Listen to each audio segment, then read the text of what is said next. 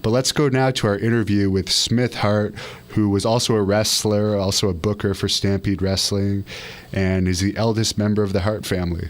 Okay, so we have the oldest Hart brother on the line right now, Smith Hart, who was also a professional wrestler in his time, most notably known, I guess, for his appearances in Germany. But he was also a booker for Stampede Wrestling, provided a lot of ideas.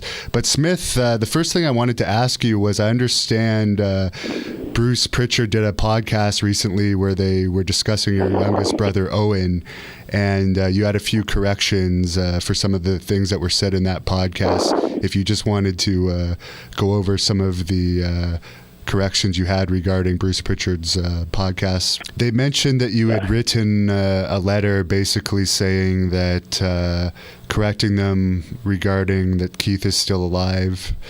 They mentioned that you were the only one that pointed that out, and they also said you wrote a letter basically saying that Martha was the one that put it out there that Owen didn't like wrestling, and in reality actually enjoyed wrestling. Those were some of the things. Yeah, that was her point of view. I don't know if it was based on just her selfish opinion or that's how she really took it. Like, she really believed that. As far as I know, Owen loved entertaining the fans and upstaging people if he could, without being an asshole about it like some of his cousins would be. I see. And is it true, I guess you also mentioned in this letter to Mr. Pritchard that Martha never took Owen's children to see your father or your mother after Owen passed away? Yeah, she basically avoided the whole family and wrestling as much as she could after that. And on another topic, there's been a lot of controversy lately with this situation with, I guess, Mauro Ranallo leaving WWE due to alleged bullying from JBL, according to some reports. I know that Mauro actually lived in the Hart House for a while, and I think he started his commentary career with Stampede Wrestling, so I know that you're friends with him. I was just wondering if I could get your thoughts on that situation. Well, I think Mauro is a great talent, and he got into sort of, serious and, more professional commentating, on a professional level, let's say, in Stampede. And he was actually living at the Hart House for a period of time, wasn't he? Yes, he was. He stayed there for a while, and he and Jenny had kind of, my niece Jenny, they were an item for a while. Back and forth, Mauro had broken off and was doing so much MMA commentary that he had to, be available and move around. So he had relocated to California, and he invited Jenny to come down. And I don't know, Mauro has a bit of bipolar. Whatever you call that, and unfortunately they were fighting all the time, and that's all sort of before this JBL thing. But whether it's in a professional manner or otherwise, a guy JBL's size has no real business bullying a guy like Mauro, especially when they're promoting anti-bullying. And a guy that never gets any credit for anti-bullying is Bill Watson, Whipper Watson's son. He was the one that kind of, made that his kind of passion, and did that for years, helping out different schools and Aboriginals. And you brought up Jenny. That's one of Jim Neidhart's daughters. We spoke to Jim Neidhart recently, and he seemed a little bit upset that he hasn't been inducted into the WWE Hall of Fame yet. What are your thoughts on Jim not being in there? Well, maybe sooner or later he will be. It's a very political thing, if the W could get their shit together and have a King of the Cowboys, have Jim riding a horse in the parade or something, and make a big deal about it, and have a WrestleMania. It's not the right timing. WrestleMania is in May, and Stampede Week is in July. So it's awkward that way. But say they went to Florida, where Jim lives, or something, they could squeeze him in if they wanted. It's all politics, I think, and often it's in the hometown of somebody that snubbed the WE, but they overlook that because they can maybe exploit that, and focus on that, and all of a sudden an enemy is a hero, and they're playing the woman or a man up for their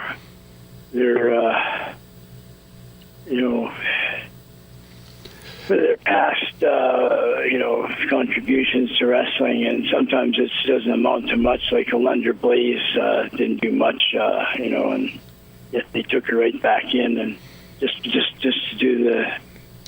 You got to throw Coco Beware's name Hall in of that Fame too. thing just because they thought they'd sell a few more tickets in her hometown. And, when she had dumped their belt into the garbage, I thought that was the end of her, but no, they resurrected her. They might as well resurrect Rhonda Singh and give her a posthumous award or something. And,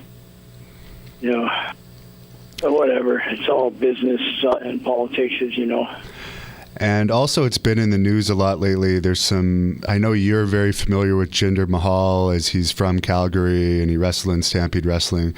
There's a lot of controversy lately on his recent physical changes, and also that they went from basically having him being enhancement talent to now he's getting a push and a shot at Randy Orton's title. What is your thoughts on Mahal getting a push now and getting a big pay-per-view match coming up here? It's all good, I'd say. I know both those guys, and they should have good, a couple of good returns out of the affair. And I understand from your Facebook posts, and your health has not been very good lately. Would you just like to enlighten anyone that hasn't heard yet? The problem, I guess, is with your prostate, I understand. Well, I wish it was just my prostate. It's prostate cancer that's metastasized to my bones, and that's why they can't do a biopsy or do any invasive surgery. So when I was in the hospital recently, at the Foothills Hospital, they discovered that I also had, on top of everything else, I had a kidney stone. So I had to go to the other hospital to get it removed, then back to the Foothills. And then I still got to go back to the Rocky View to get the stent pulled out of my dick to, finish all that up. But they'll call me, I guess.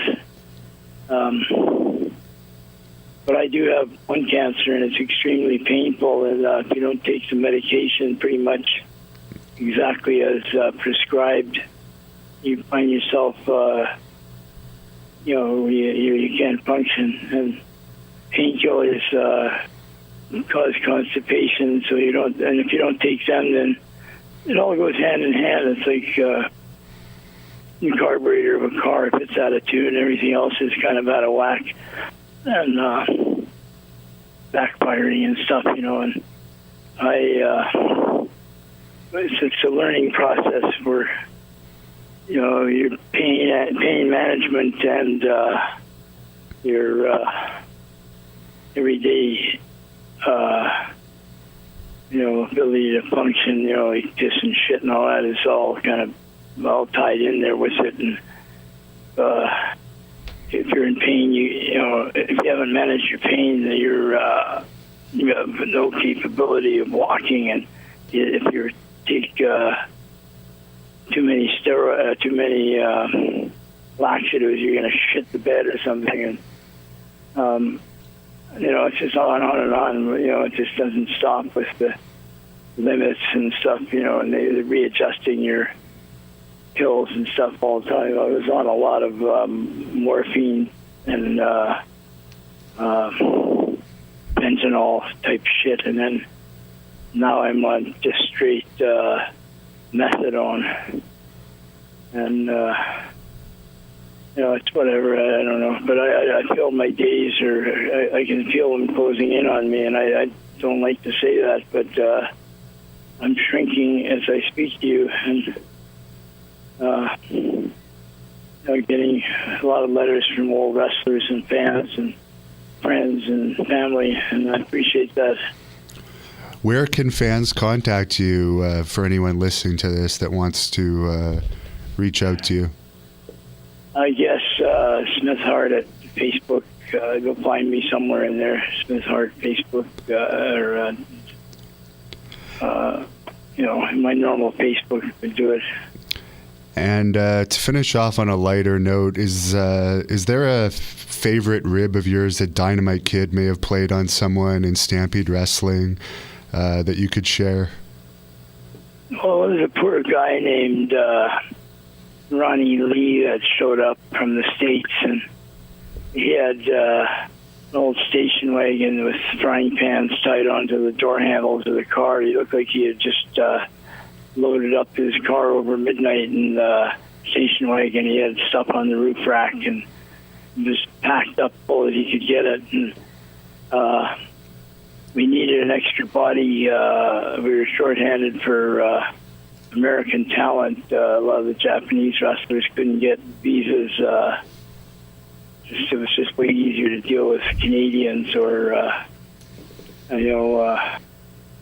but Japan was, it's a hard thing in the States to get a Japanese visa for performers. And, so Leo Burke accidentally, I hope not on purpose, broke Ronnie Lee's leg, which didn't accomplish much. Now we got a poor bastard. His family immediately ditched him. They took the car back or something, and they saw the writing on the wall. And Dynamite invited him to stay with him just to sort of have a guinea pig or sort of a buddy to play ribs on. I think Sandy Scott had maybe left already by then, or hadn't. Maybe Sandy was there too in the shadows. But so Dynamite gave me old chocolate, the big tankard of hot chocolate. All of a sudden Ronnie's like shitting his guts out, and then Dynamite, after he went through that, Dynamite said, well, here, I'll give you some Epsom salt, settle you down. Well, that just gave him another round of shitting his guts out. And he didn't last long enough for Dynamite to apply any more ribs to him, but my dad was still paying him like some token $85, $100 a week just to sort of feed himself, just to, my dad appreciated the fact that he kind of got us through the one card. But he had a homemade belt that looked like a piece of shit that he had bolted together, and maybe two of them or something, and dyed his hair blonde. And, he's more to wrestling, as you know, being an amateur wrestler and a professional, traveling wrestler. And there's just a lot more to it than anybody really imagines. And this guy just thought he had to maybe have some homemade gear and, his bullshit the promoter. And back in those days, you could send in pictures and shit, but they don't really tell much of a story. And this guy didn't even do that, that would have given him away. But a lot of times they don't show up anyway. You give them a starting date, and I can look back now and see why they couldn't make starting dates, because they didn't have enough money to even get their ass from A to B, or wherever they are, to Calgary. And most of those guys were Americans, and we get the odd Mexican that was maybe too big to be a little flatter in the lucha libre, but they'd maybe be just big enough to do a few jobs for a few months, and making a few $100s a week is big money for one of these Mexicans that has no other alternative except to go back to Mexico and either wrestle or make money at a job there, which wouldn't amount to very much cash there or here in anybody's mind. I was going to address your progress with your lawsuit and all that, and if you wanted to, and I wish you all the best in that. And I know you're a victim, and it's you lost a career, and nobody can deny that. A great professional career with your size and your youth and your amateur background. Yeah, it's an unfortunate situation, but we're plugging through now with Great North Wrestling, and we're doing our own thing. Of course, I lost the chance at the big money, but we're still sticking around, doing our own thing, and plugging away.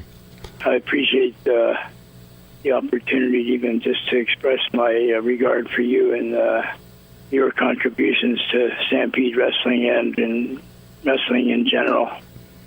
Well, thank you very much, Smith. It's greatly appreciated, and I'm sure we're going to talk to you again down the road. I hope so. I hope I'm around for it, buddy. There's no guarantees of anything, but I haven't recovered from this last. Usually you're in such agony, you end up going by ambulance to the hospital. You can hardly stagger to your door, and then you get sort of back on gear and back on track, say, and you're not feeling pain, and you're able to be mobile and all that. And then just when you think you're starting to get better, it takes a little while, but you start feeling worse actually, and you don't notice it over a month's period, 30-day period, but you're just gradually getting worse and worse, and then you go back in and do the same thing over again. But I haven't had any of those periods of, relief in my recovery. I hope I'm recovering to some degree. They say you can't kill this thing or stop it, but they can just sort of make it easier, the pain make it easier, and that's about the best I could look for. But I haven't even got to that point this go around. Like, I haven't felt better since I got out of the hospital 2 or 3 weeks ago. So I'm, I just don't know. I did not figure the doctor was full of shit to a degree, when he said you got a year to live. And he stuck to his guns on that. And if he's correct, I'll be dead in 9 months, 8 months since Christmas. So, I'm not feeling too good. So, Well, I hope that you keep fighting, and it works I hope the spring weather gives me a little lift, and that, and some of these letters are inspiring. Got a letter from Zoltan, one of the guys I used to meet quite regularly in at the Wrestling Hall of Fame in Amsterdam, New York, before it moved to Wichita Falls, Texas. Well, we'll let you go for now, but I'll definitely stay in contact with you, and hopefully we'll have you on again in the future. Always a pleasure, Devin.